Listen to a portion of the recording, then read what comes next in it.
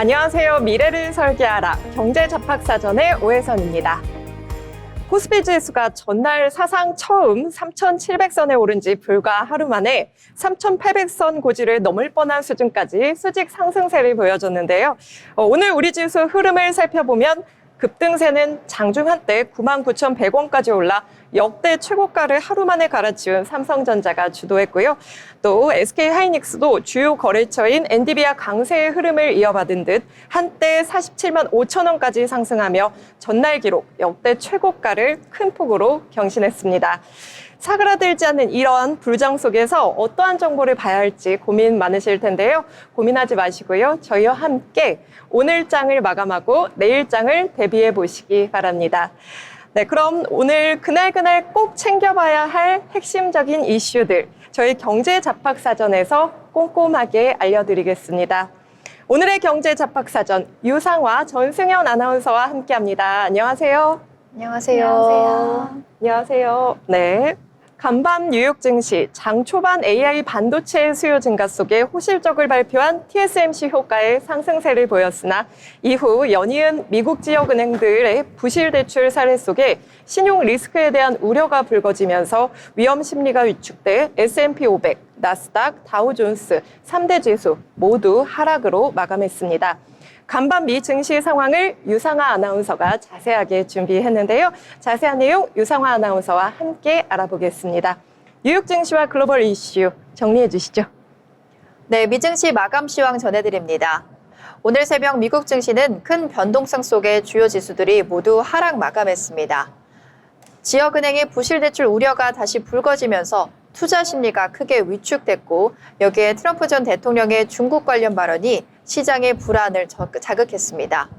특히 인공지능과 반도체 대표주들이 동반 약세를 보이면서 기술주 중심의 나스닥 지수도 내림세로 돌아섰는데요.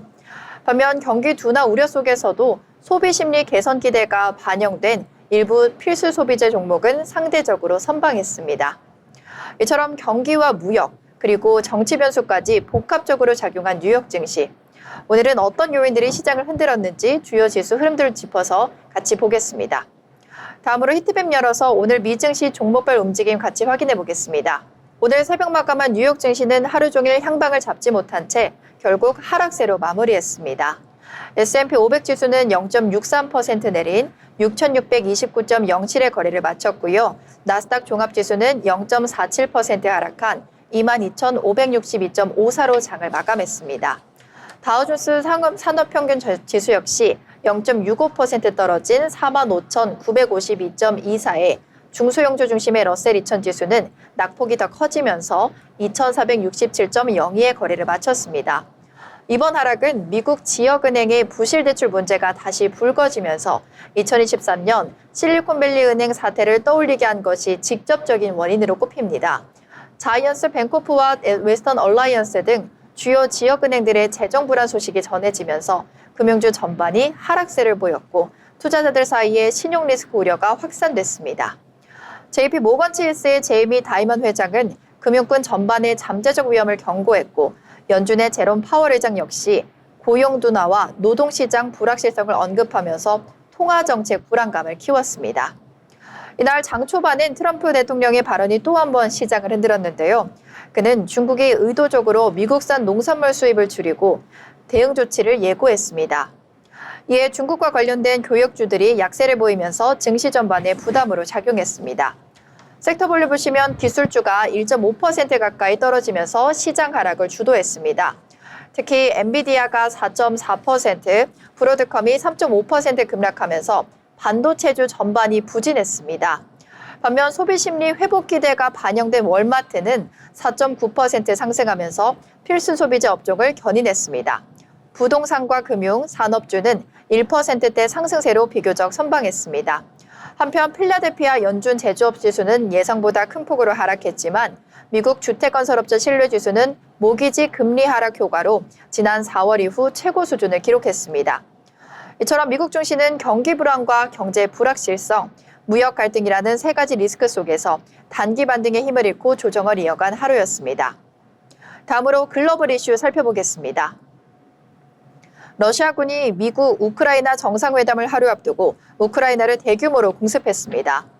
이날 새벽 공습은 도널드 트럼프 미국 대통령이 블라디미르 푸틴 러시아 대통령에게 우크라이나인과 러시아인 살상을 멈추라고 경고한 지 몇 시간 만에 이뤄졌는데요.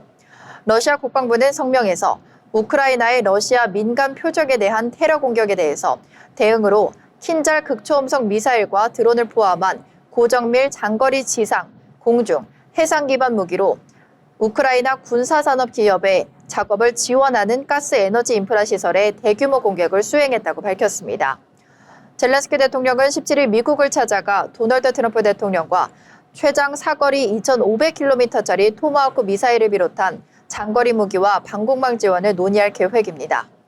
러시아는 트럼프 대통령이 토마호크 미사일 지원 가능성을 시사하자 러미 양국 관계가 돌이킬 수 없이 손상될 것이라고 경고했습니다. 다음 소식입니다. 시티가 시장 예상치를 웃도는 3분기 실적을 발표했습니다. 매출은 전 사업 부문이 분기 기준으로 역대 최고치를 기록했는데요. 14일 시티그룹에 따르면 3분기 조정 주당 순이익은 2.24달러를 기록했습니다. 이는 금융정보업체 LSEG가 집계한 월가 예상치 1.90달러를 웃돈 것입니다. 동기간 순이익은 전년 동기 대비 15% 증가한 38억 달러를 기록했습니다. 매출은 전년 동기 대비 9% 증가해 2억 9천만 달러로 예상치 210억 9천만 달러를 상회했습니다. 특히 매출은 전 사업 부문 모두 분기 기준 역대 최고치를 찍었는데요.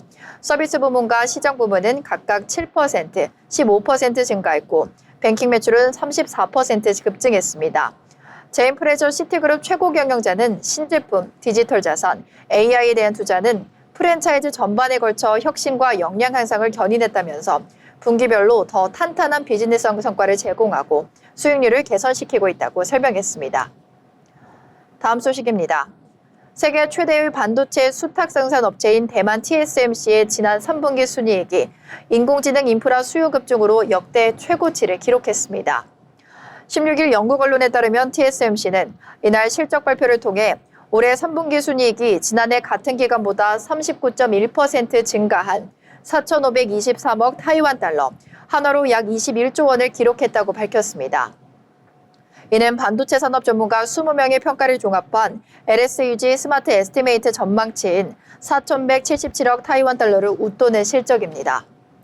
영국 언론은 이번 실적은 시장 예측을 뛰어넘고 사상 최고치를 경신한 것이라면서 AI 애플리케이션에 사용되는 반도체 수요 급증이 수혜를 입었다고 평가했습니다.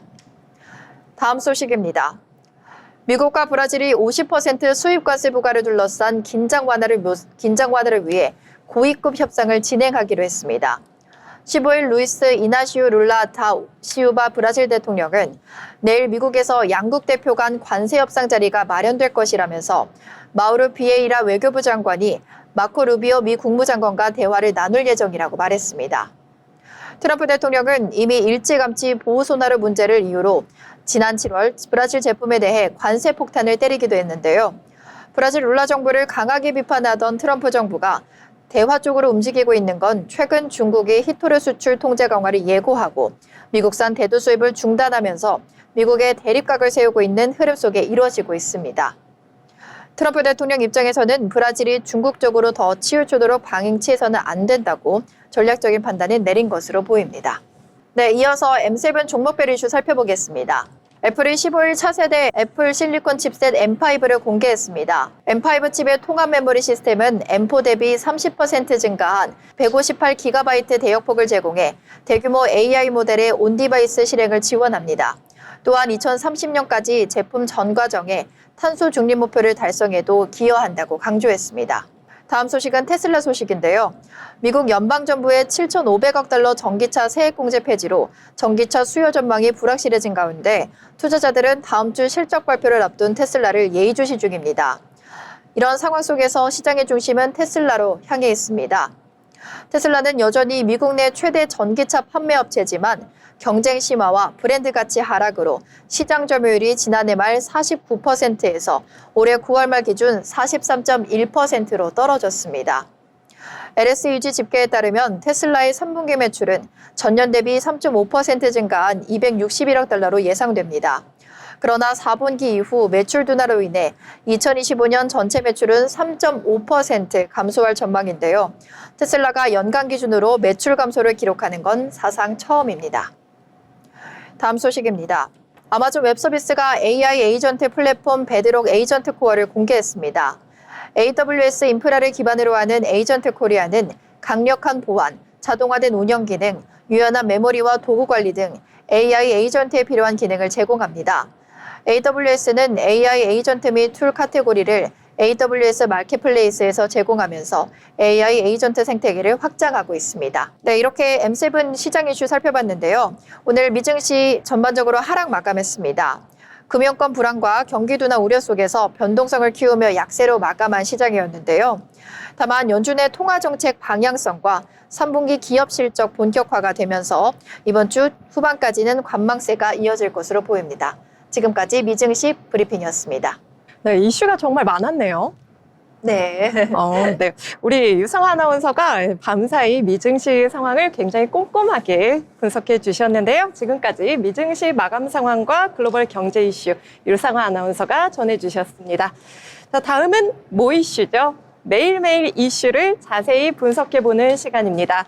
오늘의 키워드는 뭘까요? 어떤 걸 준비하셨는지 전승현 아나운서 말씀해 주시죠. 네, 오늘 아침 커피 한 잔 값으로 가상 땅을 산다고요? 네, 믿기 어렵지만 가상 세계에서도 부동산은 현실처럼 사고 팔 수 있습니다. 네, 오늘의 모이슈 키워드는 메타버스 경제입니다. 네, 이제 돈이 도는 무대가 현실을 넘어 디지털 공간으로 옮겨가고 있습니다. 메타버스 들어보셨나요? 가상 공간에서 아바타로 소통하고 일하고 쇼핑까지 하는 새로운 세계입니다. 처음엔 게임 같았지만 이제는 진짜 경제 활동이 이루어지는 제2의 현실로 성장했습니다. 네, 심지어 임대료를 받기도 하고 땅을 사고 건물을 짓기도 합니다. 네, 그 중심에는 NFT 기술이 있습니다. 블록체인으로 가상자산의 소유권을 증명하기 때문에 디지털 공간에서도 내 땅이라는 개념이 생긴 겁니다. 네, 실제로 메타버스 부동산 거래는 이미 수억 원대에 이릅니다. 2021년 디센트럴랜드에서는 한 필즈가 3억 원 이상에 팔렸고 더 샌드박스에서는 구찌, 나이키 등 글로벌 브랜드가 앞다투어 가상 사옥을 세웠습니다. 네, 시장 규모도 빠르게 성장 중인데요. 2025년 약 4조 1,200억 원, 2034년에는 약 67조 4천억 원에 이를 것으로 전망되며 연평균 성장률은 36.55%에 달합니다. 가상 공간이 단순 홍보를 넘어 새로운 시장과 수익 구조로 자리 잡고 있는 건데요. 네, 이런 변화는 메타버스 부동산뿐만 아니라 가상 직업, 디지털 건축, 가상 상권까지 확장되고 있습니다. 기업들은 메타버스 안에 사무실을 열고 직원들은 아바타로 회의에 참석합니다. 네, 또한 NFT 예술품이나 디지털 의류를 판매하며 가상 경제인으로 살아가는 사람들도 늘고 있습니다. 네, 가상의 세계지만 그 안에서의 노동과 거래는 모두 현실 화폐로 이어집니다. 네, 물론 논란도 있습니다. 가격 변동성이 크고 실제 가치와의 괴리도 존재하기 때문인데요. 네, 하지만 전문가들은 말합니다. 메타버스 경제는 단순한 유행이 아니라 미래 경제의 실험장이 될 것이다. 네, 기술이 발전할수록 현실과 가상의 경계는 점점 흐려지고 있습니다. 부동산, 예술, 패션, 교육, 심지어 금융까지 모두 디지털 공간 속으로 들어가고 있죠. 네, 정리하자면 메타버스 경제는 현실의 돈이 디지털 세계를 움직이는 구조입니다. 그리고 동시에 디지털 가치가 현실로 환원되는 구조인데요. 가상 땅이 진짜 돈이 되고 디지털 신발이 실제 브랜드 수익이 되는 세상. 이제 경제는 물리적 공간을 벗어나 경험과 연결의 강제로 진화하고 있습니다. 네, 메타버스에 대해 간단히 설명드렸는데요. 여러분은 어떠신가요? 현실의 집 한 채보다 가상 공간의 나만의 랜드마크가 더 매력적으로 느껴지지 않으신가요? 네, 가상과 현실 두 세계의 경제가 공존하는 시대, 지금까지 모이슈였습니다. 메타버스 경제에 대해서 많이들 들어보셨을 텐데요. 전승현 아나운서가 준비한 메타버스 경제, 저희가 함께 자세히 알아봤습니다. 자, 이어서 오늘 하루 국내에 어떤 이슈들이 나왔는지 알아보는 뉴스 브리핑 시간입니다. 오늘 하루도 다양한 이슈들이 쏟아져 나왔는데요. 핵심 내용들 함께 정리해 보겠습니다. 유상화 아나운서, 오늘 어떤 이슈들이 있었죠? 네, 오늘장 경제 이슈를 정리해드리는 뉴스 브리핑 시간입니다. 코스피가 연일 역대 최고점을 갈아치우면서 16일 사상 처음으로 3,700선을 터치했습니다. 삼성전자는 97,000전자를 넘기면서 4년 10개월 만에 새 역사를 썼는데요. 한미 관세 협상 타결 기대감과 반도체 업황 긍정적 신호 등이 나오면서 올해 코스피와 삼성전자 모두 50% 넘게 급등할 정도로 강세장이 이어졌습니다. 이날 코스피는 전거래일보다 2.49% 오른 3,748.37에 거래를 마감했습니다. 역대 장중 최고가이자 최고 종가인데요. 외국인은 6,900억 원을 순매수했습니다. 특히나 삼성전자는 전거래일보다 2.84% 급등한 97,000원에 거래를 마쳤습니다. 지난 2021년 1월 11일 96,800원을 기록한 직전 최고가도 넘어선 건데요. 코스피와 삼성전자 모두 역대 최고점을 찍은 이날도 개인들은 유가증권 시장에서 약 1조 5천억 원을 순매도했습니다. 삼성전자도 개인은 약 7천억 원어치를 팔아치웠고요. 순매수를 보이고 있는 외국인의 흐름과는 대조적입니다. 이런 흐름과는 달리 SK 주가는 5%대 급락하는 흐름을 보였습니다. 대법원이 이날 최태원 SK그룹 회장과 노소영 아트센터 나비관장의 이혼 판결을 따른 환송하였기 때문인데요. 노 관장 측에서 대규모 재산 분할이 이루어질 경우 경영권 분쟁 가능성이 있었지만 그럴 여지가 축소하면서 투자 심리도 위축된 것으로 풀이됩니다. 다음은 국제뉴스 소식입니다. 캄보디아에 구금된 한국인 일부가 오늘 귀국했습니다. 최근 정부 합동대응팀이 캄보디아를 방문해 총리와 직접 면담을 진행한 지 하루 만에 첫 번째 송환이 이루어진 겁니다. 어제 김진아 외교부 2차관이 단장으로 나선 정부 합동대응팀은 캄보디아 수도 푸놈펜에서 훈마네 총리와 면담을 가졌습니다. 김 차관은 최근 한국인을 대상으로 한 취업 사기, 납치, 감금 사건이 잇따르고 있다며 우리 국민 보호를 위한 캄보디아 정부의 적극적인 조치를 요청했습니다. 이에 대해 훈마네 총리는 한국인 피해자들이 안타까운 상황에 유감을 표하고 도주 중인 범죄 용의자 체포와 자국 내 한국인 보호 강화를 약속했습니다. 다만 훈 총리는 한국 정부가 올린 캄보디아 여행 경보가 관광 투자에 악영향을 준다며 하향 조정을 요청했는데요. 김 차관은 현재의 조치는 불가피한 결정이라며 상황이 개선되면 재검토하겠다고 답했습니다. 그리고 오늘 그 후속 조치로 캄보디아 이민청에 구금됐던 한국인 2명이 국적기를 통해 인천공항으로 송환됐습니다. 경찰청에 따르면 이들은 캄보디아 경찰의 범죄 사기 단속 속에서 체포된 일원으로 현재까지 전체 63명 중에 4명이 귀국, 남은 구금자는 59명입니다. 캄보디아 국가경찰청은 어제 성명을 통해 한국 대사관과 협력해 나머지 구금자 59명을 순차적으로 본국 송환할 계획이라고 밝힌 바 있습니다. 정부는 전세기 투입도 검토하면서 신속한 송환과 재발방지 대책을 마련하여 현지 당국과 협의를 이어나가고 있습니다. 다음은 부동산 관련 소식입니다. 김인성 국무총리 산하의 부동산 불법 행위를 근절하기 위한 감독기구를 설치하기 위해 국무조정실 국무 2차장을 공동단장으로 하는 부동산 감독추진단이 11일 발족할 예정입니다. 감독기구 신설에는 시간이 걸리는 만큼 추진단은 공백기간의 불법 행위에 대응함과 동시에 감독기구 설치를 위한 논의를 하게 됩니다. 16일 정부에 따르면 총리 소속으로 부동산 불법행위 감독기구를 설치하기 위해 범정부 추진단을 11월 초부터 운영할 계획입니다. 국무 2차장을 공동단장으로 하는 추진단은 부동산 불법행위 감독기구 신설을 위한 법률 재개정을 지원하고 기구 설립 이전까지 부동산 불법행위를 막는 역할을 담당할 것입니다. 국토부, 금융위, 경찰청 등 범정부 대응에 나설 예정입니다. 다음은 기업 관련 소식입니다. 대법원 일부가 16일 최태원 SK 회장과 노소영 아트센터 나비관장의 이혼 소송 상고심에서 최 회장이 노 원장에게 1조 3,808억 원의 재산을 분할하라고 판결한 원심을 깨고 사건을 서울고법으로 돌려보냈습니다. SK 주식 등 재산 형성 과정에서 노 관장의 기여도를 적게 인정해 재산 분할 금액을 다시 따져야 한다는 취지의 판결입니다. 대법원은 2심 판결에서 논란이 됐던 노태우 전 대통령 비자금과 관련해 노 관장의 기여로 참작할 수 없다고 밝혔습니다. 대법원은 노 전 대통령이 1991년경 최종현 선대 회장에게 300억 원 정도의 금전을 지원했다고 보더라도 이 돈의 출처는 노 전 대통령이 재임 시절 수령한 뇌물로 보인다면서 노 전 대통령이 이를 사돈 혹은 자녀 부부에게 지원한 뒤 청구함으로써 국가의 자금 추적, 추징을 불가능하게 만든 것은 법의 보호 영역 밖이라고 했습니다. 대법원은 2심 재판부가 최 회장 65%, 노 관장 35%로 판단한 재산 분할 비율도 다시 신청하라고 했습니다. 지금까지 뉴스 브리핑 전해드렸습니다. 네, 지금까지 류상화 아나운서가 준비한 뉴스 브리핑이었습니다. 투자에 참고하시기 바랍니다. 미래를 설계하라 경제 잡학사전에서 그 해답을 찾으실 수 있습니다. 본 방송에서 제공하는 정보는 투자 판단에 대한 조언일 뿐 해당 종목 가치의 상승 또는 하락을 보장하지 않습니다.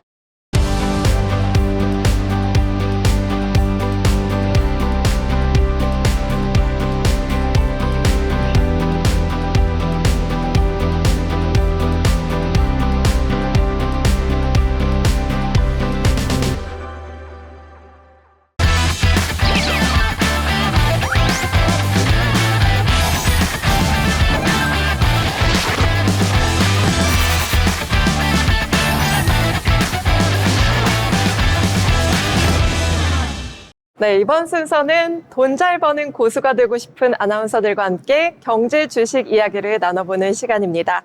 돈의 맛.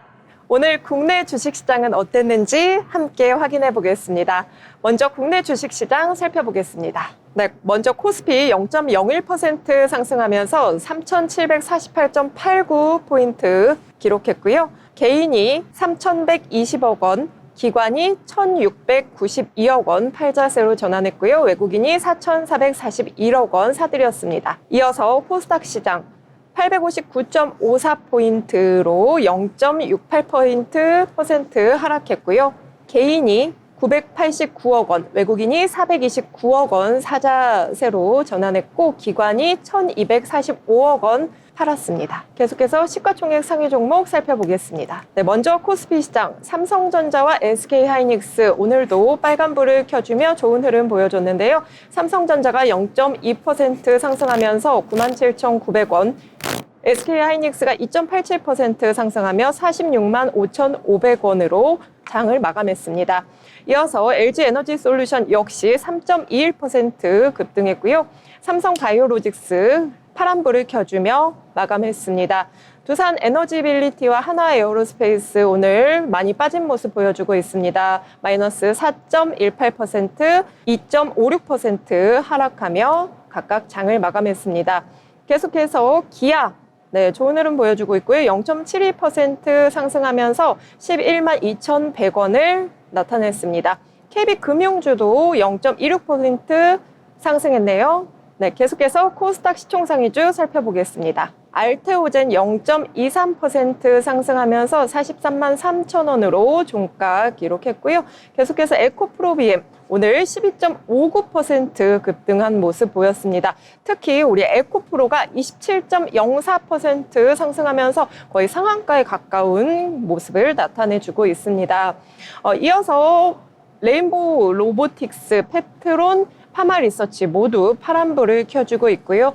리가캠바이오, ABL바이오, 삼천당 제약 역시 파란불을 켜주며 하락한 모습을 보여주고 있습니다. 네, 이렇게 해서 우리 오늘 시장 함께 살펴봤습니다. 코스피는 오늘도 역대 최고가를 보인 가운데 오늘장 또 반도체 종목들이 지수를 견인해 주었는데요. 그 외에도 어떤 특징주들이 있었는지 유상화 아나운서가 준비했습니다. 함께 이야기 나눠보도록 하겠습니다. 유상화 아나운서, 오늘은 어떤 종목을 꼽아 오셨을까요? 네, 오늘의 특징주 전해드립니다. 첫 번째로 전해드릴 종목은 ESS 기대감에 급등한 LNF입니다. 오늘 첫 번째 특징주는 LNF로 에너지 저장 장치, 즉 ESS 시장의 급성장 기대감에 힘입어 10만 원 선을 다시 회복했습니다. 17일 오전 기준 주가는 전일 대비 6% 이상 상승한 10만 4,400원을 기록했고요. 지난해 12월 이후 약 10개월 만에 10만 원 선을 돌파한 겁니다. 이날 KB증권은 LNF의 목표 주가를 기존 11만 원에서 13만 원으로 상향 조정했습니다. 이창민 연구원은 AI 투자 확대로 전력 인프라에 ESS의 중요성이 급부상하고 있다면서 북미 지역을 중심으로 ESS 수요가 폭발적으로 늘어나고 LNF가 가장 큰 수혜를 볼 것이라고 분석했습니다. 특히 3분기 실적이 2년 만에 흑자 전환으로 예상된다는 점도 투자 심리를 자극하고 있습니다. 매출액은 전년 동기 대비 92% 증가한 6,763억 원, 영업이익은 189억 원으로 흑자 전환할 것으로 전망됩니다. 이는 테슬라의 모델 Y 주니퍼 인도 본격화로 양극재 판매량이 전분기 대비 38% 늘어날 거라는 분석에서 비롯됐습니다. 또한 중국 정부가 11월부터 배터리 수출허가제 시행을 예고하면서 비중국계 배터리 업체들의 기회가 커지고 있습니다. 현재 LNF는 특히 ESS용 LFP 배터리 관련 두 곳의 고객사와 MOU를 체결한 상태로 향후 주가 수주 가능성도 가장 높은 업체로 주목됩니다. ESS 시장의 탈중국 움직임이 빨라지고 있는 만큼 LNF의 독보적인 기술력과 공급 안정성이 이번 업종 내 토픽으로서의 위상을 더욱 강화할 것으로 보입니다. 이 같은 흐름의 LNF 차트 한번 확인해 보시겠습니다. LNF는 시가 10만 원으로 출발해서 최고가 11만 4천 원까지 올라갔다가요. 종가 10만 3,100원으로 마감했습니다. 이렇게 해서 우리 첫 번째 특징주 함께 알아봤고요. 저는 에코프로를 뽑아봤는데요. 이 에코프로 오늘 국내 2차 전지주 주가가 전기차 업황 회복 기대에 일제히 급등했습니다. 오늘 에코프로는 장중 한때 73,400원까지 치솟기도 했는데요. 아울러 에코프로 BM, LG 에너지 솔루션, LG화학, 그리고 포스코 홀딩스 등 다른 2차 전지주도 줄줄이 상승 흐름 보였습니다. 최근 9월 글로벌 전기차 판매량이 최대치를 경신했다는 소식이 전해지면서 그간 2차 전지주에 대한 투자 심리가 짓눌렸던 전기차 캐즘 우려가 일부 해소된 영향으로 분석됩니다. 이 밖에 미중 무역 갈등 속에 중국산 배터리의 미국 수출이 제한될 경우 국내 배터리 기업이 반사이익을 얻을 수도 있다는 기대감에 매수세를 자극한 것으로 풀이됩니다. 이날 김석환 미래에셋증권 연구원은 2차 전지주가 글로벌 전기차 판매량 확대, 공급망 기대감 강화 등 낙관적 펀더먼털의 강세를 보이고 있다고 설명했습니다. 네, 이렇게 해서 저희 두 번째 특징주까지 살펴봤는데요. 우리 세 번째 특징주 유상화 아나운서 어떤 걸 준비하셨을까요? 네, 이번에 제가 준비한 특징주는요. 새로운 자율주행 로봇 공개 소식에 급등한 사면입니다. 사면이 국내 최초로 고화중 자율주행 로봇 HAMR의 양산형 모델을 공개한다는 소식에 강세를 보였습니다. 오늘 장 초반 주가는 전일 대비 4.8% 오른 29,400원 수준이었습니다. 사면은 모터 제어기, 감속기, 인버터블 하나로 통합한 스마트 액추에이터 및 파워 유닛 전문 기업으로 친환경차, 전기 선박, UAM 등 이 모빌리티 분야뿐 아니라 로봇, 방산, 농기계 등으로 사업을 확장해 왔습니다. 이번에 선보인 HAMR은 사면이 자체 개발한 통합 솔루션 기술을 바탕으로 최대 10톤급 하중을 견디면서 기존 AGV 대비 4배 빠른 시속 20km 고속 주행이 가능해집니다. 공장 간 물류 이동이나 조선, 제조 등 고하중 산업 환경에서도 자율주행이 가능한 차세대 로봇으로 평가가 되는데요.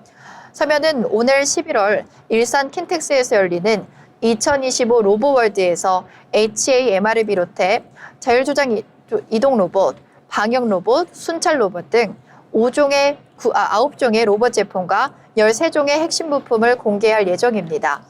특히 실시간 주행 시연을 통해서 기술력과 신뢰성을 집중 입증했다는 계획을 밝혔는데요. 박기원 사면 대표는 이번 로보월드는 사면이 로봇 기업으로 본격 전환하는 상징적인 무대라면서 로봇 방산 모빌리티를 아우르는 플랫폼 기업으로 성장하겠다고 포부를 밝혔습니다.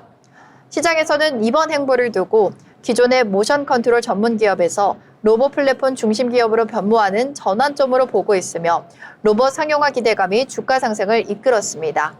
이러한 흐름 속에 차트 한번 확인해 보겠습니다. 사면은 시가 21,700원으로 출발해서 오늘 하루 지속적인 상승을 이어가다가 29,100원에 종가 형성했습니다.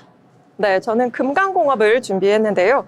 모듈러 주택 대표주인 금강공업이 도널드 트럼프 미국 대통령과 플라디미르 푸틴 러시아 대통령의 회담 추진 소식에 힘입어 급등세를 보였습니다. 17일 금강공업은 전거래일 대비 29.88% 오른 6,520원을 기록했습니다. 같은 시각 우선주 금강공업 우도 30% 가까이 급등했고요. 건축 모듈러 관련주도 동반 상승했습니다. 트럼프 대통령은 16일 푸틴 대통령과 전화통화를 갖고 우크라이나 전쟁 종식 및 미러 무역 문제를 논의했다고 밝혔는데요.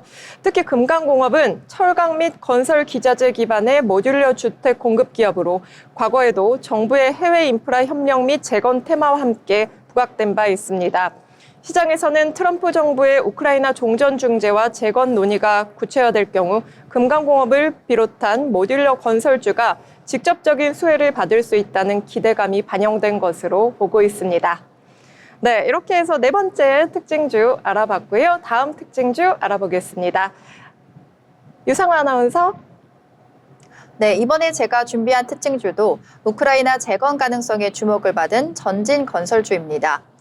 전진건설 로봇입니다. 도널드 트럼프 미국 대통령이 블라디미르 푸틴 러시아 대통령과 만나 러시아 우크라이나 전쟁 종식 방안을 논의할 예정이라는 소식이 전해졌는데요. 전진건설 로봇이 우크라이나 재건 테마주로 부각되면서 상승세를 보였습니다. 17일 오전 8시 40분 기준 프리마켓에서 주가는 전일 대비 13% 오른 53,500원으로 개장 전부터 주목을 받았습니다. 트럼프 대통령은 2주 안에 푸틴 대통령을 만나 전쟁 종식 논의를 시작하겠다고 밝혔으며 이번 회담이 성사될 경우 우크라이나 재건 프로젝트가 본격화될 것이라는 기대감이 반영된 모습입니다. 전진건설 로봇은 1999년 설립된 국내 최대 콘크리터 펌프카 제조 기업으로 고층 빌딩이나 교량, 원전 등 대형 건설 현장에 필수적인 장비를 생산하고 있습니다. 현재 65개국 34개 거점에 제품을 수출하고 있으며 기술력과 내구성 면에서 글로벌 경쟁력을 인정받고 있습니다. 이번 상승세는 단기 테마 성격이 강하지만 글로벌 인프라 복구와 재건 수요가 이어질 경우 이 흐름은 계속해서 이어질 것으로 예상됩니다. 이 같은 흐름 속에 차트 한번 확인해 보겠습니다. 전진건설 로봇은 시가 51,700원으로 출발해 윗꼬리를 길게 다리면서 내려오면서 51,400원의 종가 형성했습니다. 네, 이렇게 오늘장 눈에 띄었던 특징주들을 알아봤는데요. 네, 오늘 이렇게 함께 알아본 특징주들 내일장도 흐름 어떤지 살펴보시기 바랍니다. 저희가 방송에서 전해드리는 내용은 시장의 객관적인 내용과 투자 판단에 대한 조언일 뿐 해당 가치의 상승과 하락을 보장하진 않습니다. 투자 판단에 유의하시기 바랍니다. 네, 계속해서 호랑이는 죽어서 가죽을 남기고 사람은 죽어서 이름을 남긴다. 어떤 인물이 우리나라의 이름을 남기는지 정치, 경제, 사회 분야 등에서 화제가 된 인물을 알아보는 인물 로그 시간입니다. 과연 오늘의 인물은 누구일까요? 우리 전승현 아나운서가 준비했습니다. 네, 우리가 무심코 버리는 플라스틱 병. 그 한 병이 모여서 새로운 옷과 가방, 의자를 만든다면 믿어지시겠나요? 네, 오늘은 환경위기를 창의적인 아이디어로 바꿔낸 한 사람의 이야기를 전해드리려 합니다. 패션과 환경의 경계를 머물며 세계가 주목한 브랜드를 만든 주인공, 바로 플리츠마마의 왕종미 대표입니다. 네, 왕 대표의 시작은 평범한 패션 디자이너였습니다. 국내 대기업에서 오랫동안 브랜드 기획과 디자인을 맡으며 트렌드와 소비의 세계를 누구보다 잘 알았는데요. 하지만 그 화려한 이면에는 언제나 버려지는 옷과 자원들이 있었습니다. 수많은 옷이 폐기되는 현장을 보며 그는 이대로는 안 된다는 문제의식을 갖게 됩니다. 2017년 왕 대표는 과감히 회사를 나와 직접 브랜드를 만들었습니다. 버려진 페트병을 실로 만들어 가방을 짜내는 브랜드 플리츠마마. 주름과 엄마의 이름처럼 환경을 품은 따뜻한 철학이 담겨 있었습니다. 처음엔 쉽지 않았습니다. 페트병으로 만든 원단은 까다롭고 공정은 느렸습니다. 이걸 누가 사겠어? 라는 말도 들었는데요. 하지만 왕 대표는 포기하지 않았습니다. 그는 환경은 유행이 아니라 생존의 문제라며 하나하나 직접 공장을 찾아다니며 기술을 개선해 나갔습니다. 네, 그 노력은 곧 결실을 맺었는데요. 2018년 플리츠마마는 친환경 브랜드로 급부상하며 현대백화점, 롯데, 무신사 등 국내 주요 유통 채널에 입점했습니다. 이후 코오롱, 아모레퍼시픽 등 대기업과 협업 프로젝트를 진행했고 2021년에는 프랑스 루브르 박물관에서 열린 지속가능한 패션 전시회에 초청되며 세계 무대에 이름을 올렸습니다. 왕 대표는 버려진 것이 새로운 아름다움이 될 수 있다는 믿음을 디자인으로 증명해낸 셈인데요. 최근 플리츠마마는 가방을 넘어 재활용 섬유로 만든 의자와 카펫, 생활용품까지 영역을 넓히고 있습니다.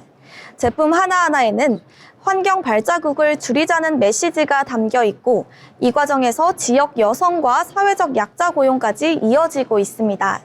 왕 대표는 말합니다. 플리츠마마는 단순히 물건을 만드는 브랜드가 아니라 세상을 다시 짜는 브랜드라고요. 환경 위기라는 거대한 문제 앞에서도 왕종미 대표는 작은 실천의 가능성을 놓지 않았습니다. 버려진 페트병 하나에서 시작된 변화가 이제는 세계가 인정한 지속가능한 혁신으로 이어졌습니다. 그의 이야기는 우리에게 묻습니다. 당신의 한 병, 한 걸음은 어떤 세상을 만들고 있나요? 여러분께 오늘 전해드린 인물로그 왕종미 대표였습니다. 네, 지속가능한 내일을 위해 버려진 것에서 새로운 가치를 만들어낸 왕종미 대표에 대해 알아봤습니다. 지금까지 인물로그였습니다. 자, 이번에는 증권사 투자 리포트 확인해 보겠습니다. 오늘도 시장 속에서 많은 리포트들이 쏟아져 나왔는데요. 유성화 아나운서가 전해드립니다. 네, 시장 흐름과 산업 현황을 분석해보는 투자 리포트 시간입니다. 오늘은 주요 리포트 3건을 중심으로 한국금융주주, KB금융, 우리금융주주에 대해서 알아보겠습니다. 최근 한국금융주주가 3분기 어닝 서프라이즈 실적 기대감으로 인해서 급등하는 양상을 보였습니다. 이에 따라 금융주에 대한 관심이 쏠리고 있는데요. 특히 각 증권사 리포트에선 순이자 마진 안정과 자본 건전성 개선, 그리고 꾸준한 주주 환원 정책을 긍정적으로 평가하고 있습니다. 증권사가 주요 금융주주에 대해서 어떤 투자 판단 제시했는지 살펴보겠습니다. 첫 번째로 보실 종목은 한국금융주주입니다. 최근 8% 급등 흐름을 보이면서 3분기 실적 기대감을 한몸에 받고 있는 종목인데요. 하나증권은 최근 보고서에서 한국금융주주에 대해 투자 의견 매수를 유지하고 목표 주가를 20만 원으로 5.3% 상향 조정했습니다. 리포트는 이번 분기 한국금융주주의 실적이 시장 기대치를 웃돌 가능성이 높다고 평가했습니다. 브로커리지 부문 거래대금 증가, 그리고 투자은행 부문의 실적 개선이 뚜렷하게 나타나고 있다는 분석입니다. 또한 최근 위험자산 축소와 자본 효율성 개선이 동시에 이루어지면서 이익 구조가 한층 안정화되고 있다고 평가했습니다. 리포트는 특히 BDC 제도 도입 등 정책 환경의 변화가 증권주 전반의 밸류에이션 정상화로 이어질 수 있다고 평가했습니다. 즉, 단기 수익성뿐만 아니라 제도적 모멘텀과 배당 확대 가능성까지 포함된 종합 성장 스토리를 갖춘 기업이라는 분석입니다. 다음으로 이어서 보실 종목은 KB금융그룹입니다. 하나증권은 KB금융에 대해 목표 중가는 14만 7천 원으로 투자 의견은 매수를 유지하는 의견으로 발표했습니다. 은행업종 내에서 가장 안정적인 실적 흐름을 보이고 있는데요. 3분기 들어서 순이자 마진 하락폭이 예상치보다 완만하게 나타났고 비은행 부문 역시 손익 개선이 이어지면서 이익 체력이 다시 회복되고 있다는 판단입니다. 무엇보다 KB금융은 충당금 적립과 자본 비율 관리가 모두 안정적이라는 점에서 타은행 대비 리스크 완충 능력이 높다는 평가를 받았습니다. 또 배당 성향 확대와 자사주 매입 등 주주 환원 정책을 꾸준히 이어가고 있다는 점도 투자 심리를 지지하는 요인으로 꼽았습니다. 리포트는 단기 변동성보다는 중장기 이익의 안정성과 주주 환원 신뢰도를 기준으로 접근할 시점이라고 제시했고요. 향후 4분기 배당 기대감이 주가의 하단을 단단히 지지할 것으로 내다봤습니다. 다음으로 보실 종목은 우리금융주주입니다. 최근 보험 계열사 편입 효과와 함께 자본 비율이 꾸준히 개선되면서 은행주 전반의 안정세를 대표하는 종목으로 꼽히고 있습니다. 미래에셋증권은 투자 의견은 매수 유지, 목표 주가는 3만 1천 원으로 상향 조정했습니다. 우리금융의 3분기 순이익을 약 9,600억 원으로 추정했고요. ABL생명 인수에 대한 일회성 비용이 마무리가 되면서 이제 체력이 점차 회복되고 있다는 흐름으로 평가하고 있습니다. 또 순이자 마진 하락세가 둔화되고 대손 비용률 역시 전분기 대비 안정세를 보이면서 보통주 자본 비율이 12.8% 수준까지 올라설 것으로 예상했습니다. 미래에셋은 우리금융이 그룹 차원의 포트폴리오를 다변화하고 비은행 부문 이익 비중을 확실히 끌어올리고 있다는 점에 주목하고 있습니다. 하나증권은 여기에 좀 더 세밀한 분석을 덧붙였습니다. 3분기 순이익을 약 8,650억 원으로 전망했지만 보험 부문 이익과 영업외 수익을 합친 실질 순이익은 1조 2천억 원 안팎으로 평가했습니다. 즉 단순 은행 이익뿐 아니라 계열사 간 시너지 효과가 본격적으로 반영되고 있다는 분석입니다. 또 하나증권은 주목할 만한 포인트로 위험 가중자산 증가세 완화와 기업 대출 성장 둔화를 뽑았습니다. 이 두 흐름이 맞물리면서 보통주 자본 비율이 소폭 상승할 것으로 내다봤습니다. 다만 이 비율의 갭 축소 추세가 단기간에 해소되긴 어렵다고 봤는데요. 이는 경쟁 심화에 따른 대출 금리 하락, 그리고 추가 규제 부담이 영향을 미칠 수 있기 때문입니다. 배당 측면에서는 긍정적 평가가 이어졌습니다. 하나증권은 우리금융이 비과세 배당 재원만 약 4조 7천억 원을 확보해두고 있고 이를 기반으로 한 자사주 매입 확대와 배당 성향 상향 가능성이 충분하다고 분석했습니다. 이에 따라 올해 예상 배당 수익률은 5.2% 수준으로 국내 주요 은행주 가운데 가장 높은 수준의 주주환원 매력을 지닌 것으로 내다봤습니다. 요약하자면 두 증권사 모두 투자 의견은 매수 유지로 동일하지만 시각 차이는 분명합니다. 미래에셋이 안정성과 자본 비율 회복세에 초점을 맞췄다면 하나증권은 수익 구조와 질적 변화와 주주 환원 가능성을 핵심 포인트로 제시했습니다. 지금까지 하나증권과 미래에셋증권에서 나온 리포트 묶어서 정리해드렸습니다. 오늘 브리핑이 투자 판단에 도움이 되셨길 바라면서 지금까지 투자 리포트 유상아 아나운서가 전해드렸습니다.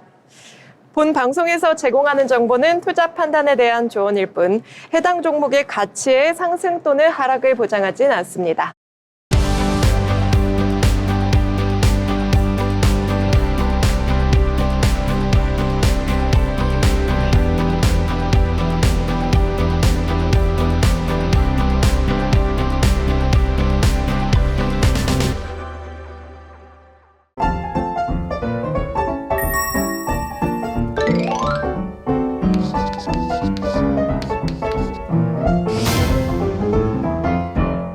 네, 저희가 오늘 시장과 다양한 이슈들을 꼼꼼하게 분석해 봤는데요.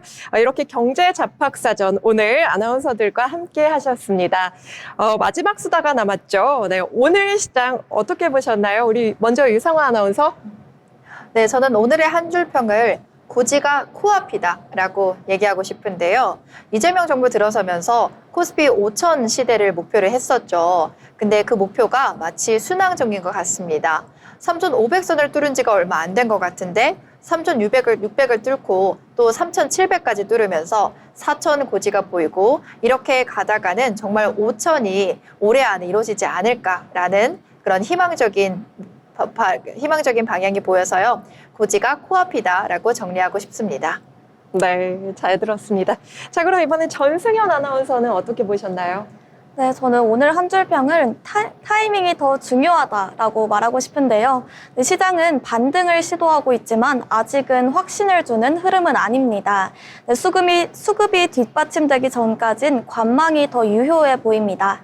네, 저는 이 코스피 시장 3거래 연속 최고치를 경신하는 걸 보면서 다음 주도 최고치 경신이라고 덧붙이고 싶습니다.